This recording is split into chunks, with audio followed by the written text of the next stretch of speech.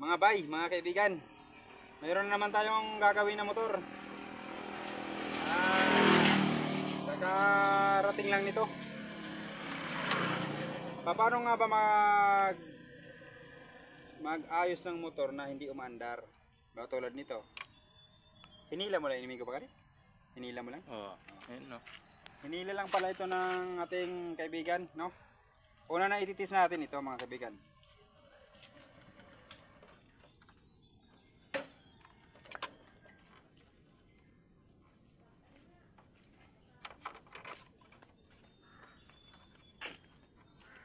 Tingnan natin dito sa high tension wire kung mayroong kuryente.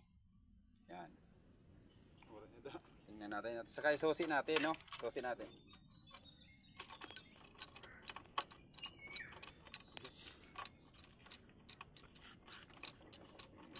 Yun, no? Tingnan natin kung mayroong kuryente na lalabas dito sa high tension wire. Dapat mayroon ito, mga kaibigan, kasi kung wala ito, hindi din aandaran natin engine, no?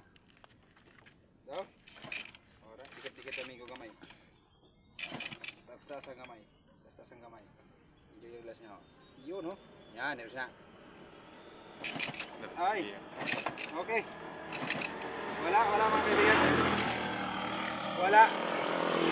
Tapos, sunod natin pupuntahan, mga kaibigan. Okay. Dito tayo sa tangke. Okay, sorry. Kiss muna natin daw. Ay, ang motor na ito, mga kaibigan, ay di primary. Di primary siya. Kasi apat yung susian niya. Ay, battery operated, mga kaibigan. Okay, battery operated lang pala ito. Buksan natin ang tangke. Ang box. Okay. Dito pala ang kanyang mga CDI, video.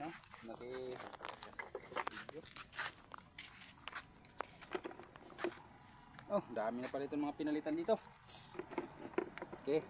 Ang kanyang CDI, mga kaibigan, ay pang XRM. XRM 125. Okay. Ngayon, ititest natin kung mayroon supply. Ititest natin kung mayroong supply.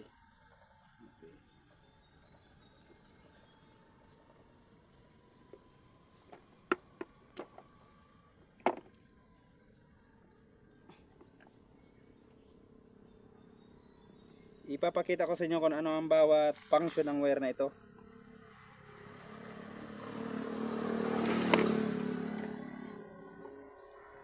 Hindi pa ka electrical tape. Damo.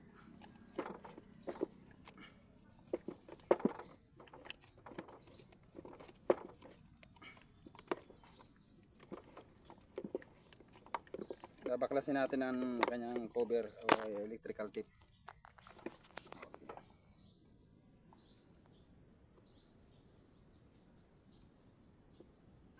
Okay.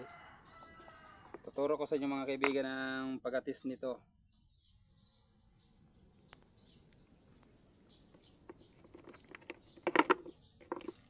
Kapag nakaharap sa inyo ang CDI, mga kaibigan, ganito. Kapag nakaharap sa inyo, makikita nyo kaagad, kahit wag kayong mag-focus sa kulay ng wire, no? Wag kayong mag-focus. Magpo-focus lang kayo sa function. Okay. Tuturo ko sa inyo. Ito, mga kaibigan, ito nasa taas. Ito yung pulser natin. Pulser. Sa mga baguhan mag-ayos diyan ng mga motor, mga kaibigan, ganito lang. Ito ang ating pulser. Ito naman, ito yung ating ignition coil na papunta dito sa dito sa spark plug.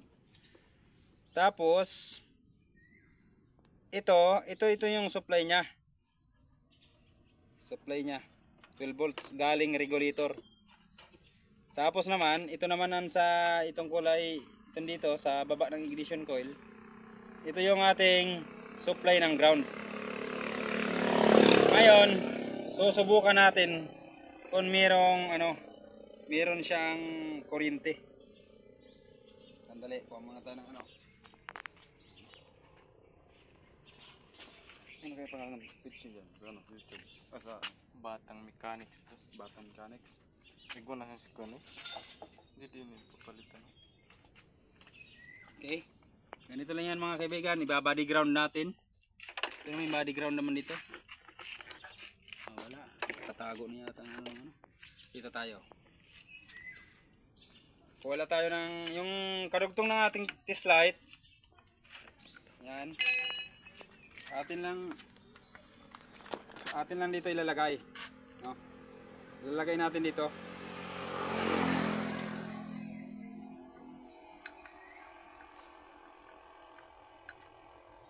Body ground natin. Yamang ground ito. Ang hinahanap natin ngayon ang supply ng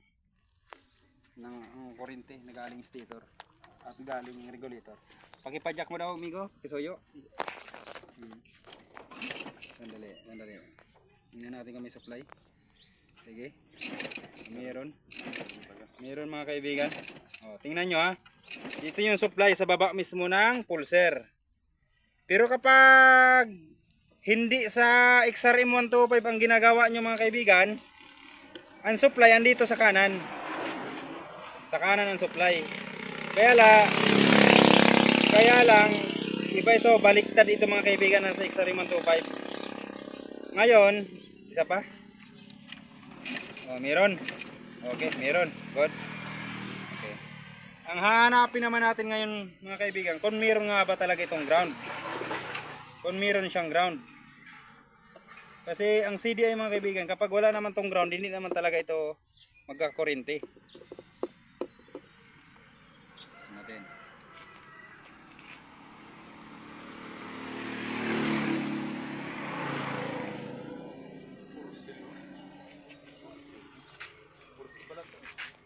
Oh, baligay na. Magkano na boss? 60? 16. 16? 16 na. Ayun na. May pumpa yan, may tawad pa yan. Aw. Amo lagay din last taon.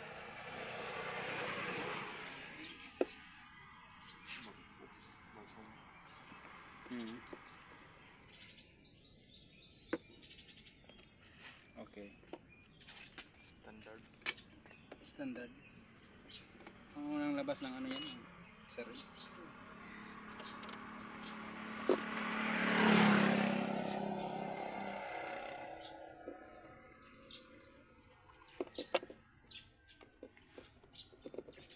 Okay. Inilagay natin mga kaibigan ang dulo ng ating test light dito sa positive, yung intis natin kanina na mayroong nag-ilaw. Tapos ito sa ano niya, dito sa okay, dito naman sa ano niya, sa kanan, yung ground. Subukan natin kung iilaw ito kung umiilaw ito mga kaibigan.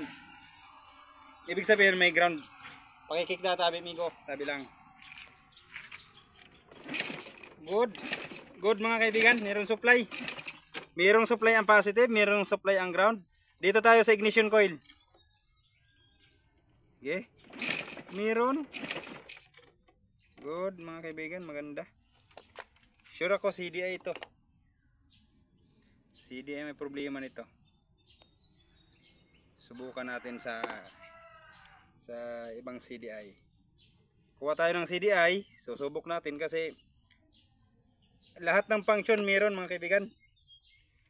Maliban na sa pulser, pero yung pulser hindi naman basta-basta yan. Okay, stop muna. Sila mga kaibigan, sa motor ko na in-battery operated ko, kinuha ko. Magkatulad sila ng supply. Ito yung CDI mga kaibigan ng XRM. Kapag nagkakuryente ito doon sa dulo, doon sa high tension wire, ibig sabihin, sure ako na may sira ito talaga. No? Pagpalitin natin. Wala na tayong gagalawin. Yamang ang function ng wire ay magkatulad lang naman sila. Sasalpak lang natin.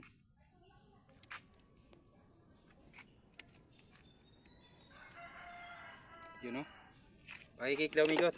Testingan ta kon ano ito kung may kuryente na. Ako makik, ikaw magdupo. Ikaw matibay sa pagdupo.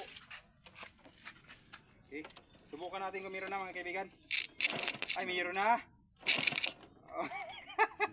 Oo. pakilakay daw dito sa spark plug. Subukan natin kumaandar. Sige. Mulai kan sila. Ganyan lang mga kaibigan mag-troubleshoot. Napaka-basic lang kaibigan. Oo, ganyan lang. Para maiwasan natin mga kaibigan na magpabili ng kung ano-ano tapos sayang naman ang panahon natin. Sayang naman tapos siyempre yung ating customer matuturn off kapag matagal tayong gumawa.